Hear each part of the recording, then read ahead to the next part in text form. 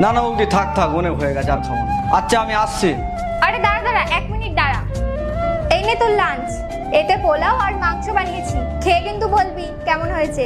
আর লাঞ্চটা কিন্তু পুরোটা খেয়ে নিবি, সাবধানে অফিসে যা। থ্যাংক ইউ সো মাচ বৌদি। দেখো বৌদির কাছ থেকে কিছু শেখো। চলে গেছে? হ্যাঁ। আরে ও কি ছোট বাচ্চা?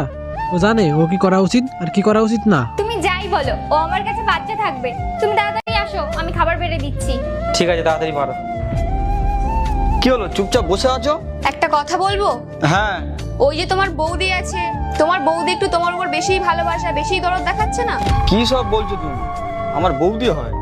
বাবা মা মারা যাওয়ার পর থেকে দাদা আমার বাবার ভালোবাসাটা দিয়েছে, মায়ের মারা যাওয়ার পর থেকে বৌদি আমার মায়ের ভালোবাসাটাই দিয়েছে।